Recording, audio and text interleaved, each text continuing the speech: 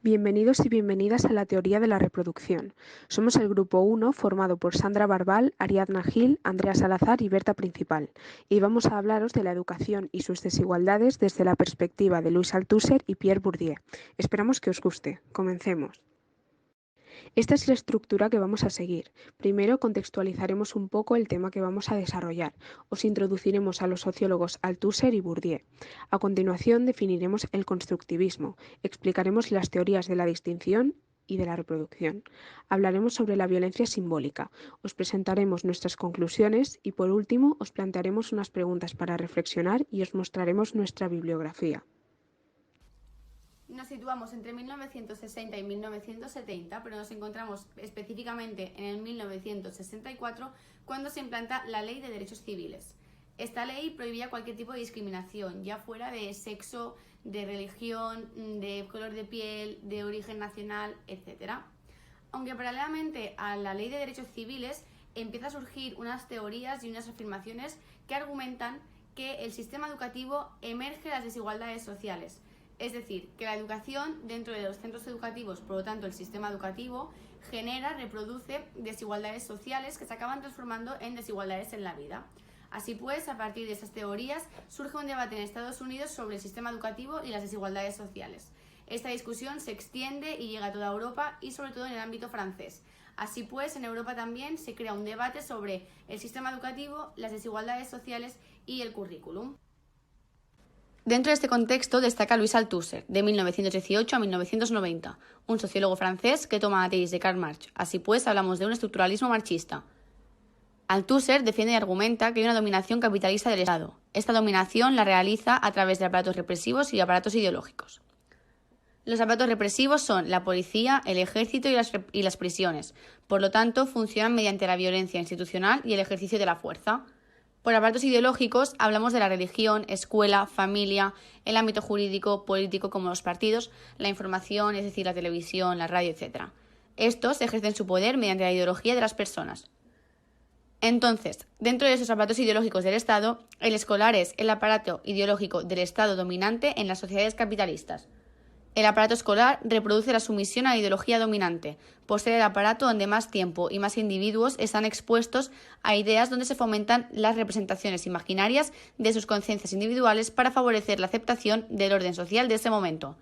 Por lo tanto, fomenta que no haya un cambio social. Finalmente, para terminar con Althusser, el sociólogo francés hace referencia al currículum. Para él, el currículum es la conversión de la ideología dominante en contenidos escolares. El currículum transmite la ideología adecuada a la función que debe desempeñar en la sociedad cada clase social, de explotado, de agente de explotación, de agente de represión, etc. Bourdieu, 1930-2002, fue un sociólogo francés, uno de los más destacados representantes de la época contemporánea. Él mismo llega a etiquetar su trabajo de estructuralismo constructivista o constructivismo estructuralista. Estructuralista en el sentido de que en el mundo social existen estructuras objetivas, independientes de la conciencia y de la voluntad de los agentes, que son capaces de orientar o de coaccionar sus prácticas y representaciones. Y constructivista en el sentido de que considera que por medio de la interacción se generan las prácticas culturales verbales y no verbales. El núcleo de su esfuerzo por vincular ambas posiciones reside en la interrelación dialéctica entre los conceptos de hábitus y campo. La teoría de la distinción de Bourdieu establece las bases sociales del gusto y explica que las preferencias que tenemos las personas, ya sea en relación a la ropa, al arte, a la comida, etc., vienen determinadas por el volumen y la estructura del capital que poseemos. En esta teoría se introduce un concepto que tiene un papel fundamental llamado hábitus, el cual explicará una de mis compañeras más adelante. Continuando con esta teoría, Bourdieu afirma que la suma del capital cultural, del capital económico y del capital social es una manera de transmitir y adquirir diferentes posiciones sociales, y así se genera lo que él denomina reproducción. A continuación desarrollaremos más detalladamente esta idea. El hábitus es la correlación entre prácticas culturales y posición social. Simplemente sugiere lo que las personas deben pensar y lo que deben decir y hacer. Este funciona por debajo del nivel de la conciencia y del lenguaje. El campo es la red de relaciones entre las posiciones objetivas que hay en él, que son resultado de la posición u ocupación laboral. Concibe el espacio social como un campo. A continuación, voy a explicar qué papel tiene el capital cultural y social en la educación. El trabajo del docente es transmitir los contenidos curriculares impuestos por la clase dominante y, como consecuencia, los hijos de las familias adineradas tendrán éxito escolar y los hijos de familias pobres o con menor dinero tendrán fracaso escolar. El capital cultural y social que un alumno recibe de su familia implica la inculcación de un hábitus que actúa como mecanismo regulador de las prácticas sociales y sobre el que la escuela actúa. Una de las grandes diferencias que acompaña a la desigualdad social es el marcado contraste en el capital cultural de sus integrantes. Incluye cultura general, habilidades y saberes específicos y, sobre todo, capital lingüístico. Para Bourdieu, la reproducción de las diversas relaciones de poder y relaciones simbólicas entre las clases está directamente relacionado con los procesos de educación, poniendo absoluta atención en la importancia del capital cultural, el cual se hereda en la familia como clave del éxito en la escuela. Por lo tanto, esta institución, la escuela, es un espacio social donde se dan desigualdades.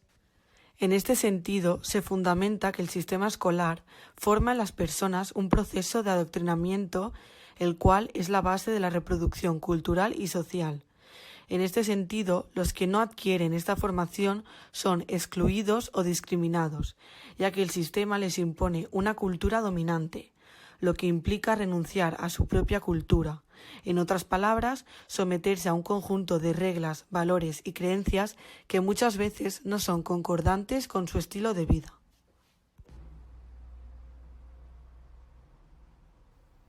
La teoría de la reproducción se basa en la idea de que la educación funciona como reproductora de la cultura y de la estructura social y económica a través de la estrategia de clases, es decir, que a través de la educación se reproducen los intereses culturales y los gustos generan desigualdades.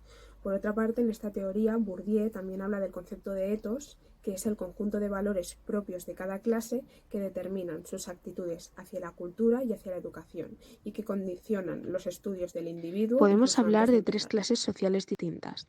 En primer lugar, tenemos la nueva clase media, que invierte en capital cultural para mejorar su estatus social y que quiere acabar con los estudios humanísticos tradicionales. En segundo lugar, se encuentra la élite cultural, que mantiene su posición y defiende este tipo de estudios. Y por último, existe la clase dominante, que convierte el capital económico en capital cultural mediante títulos académicos y que pretende conectar los negocios con los estudios universitarios. Según la teoría de la reproducción de Bourdieu, la escuela no promueve el cambio social, sino que crea desigualdades, tanto culturales como sociales y económicas, así reproduciendo el orden social. Además, impone pautas de autoridad a través de la figura del profesor y reproduce la cultura dominante, ya que el currículum está hecho por la clase dominante. De esta manera, enmascara la realidad de las relaciones sociales, con arbitrariedad cultural y violencia simbólica, que más adelante explicaremos qué es.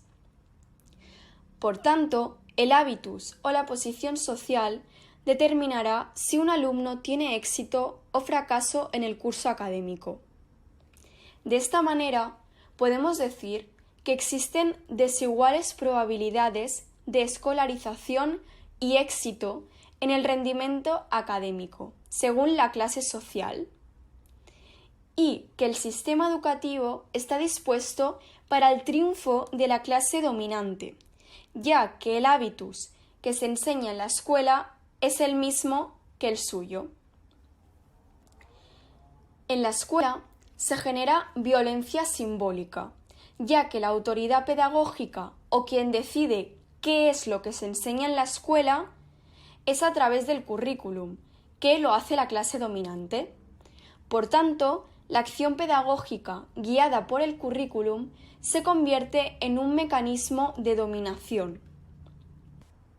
Por otro lado, en la acción pedagógica también interviene la violencia simbólica, que es la imposición de contenido cultural que puede contradecir aspectos culturales de origen de clase.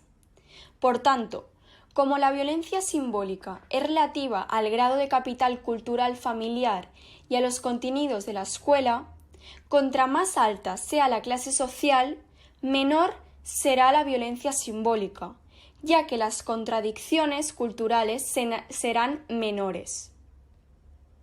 Además, el examen es un tipo de violencia simbólica, ya que oculta y legitima la ventaja que tienen las clases dominantes, y también oculta la posición entre privilegiados y desfavorecidos, con aprobados y suspendidos. Como hemos visto, Bourdieu dice que la escuela genera desigualdades y que reproduce la cultura de las clases dominantes, así favoreciéndoles tener éxito académico. Además, dice que es una forma de dominación.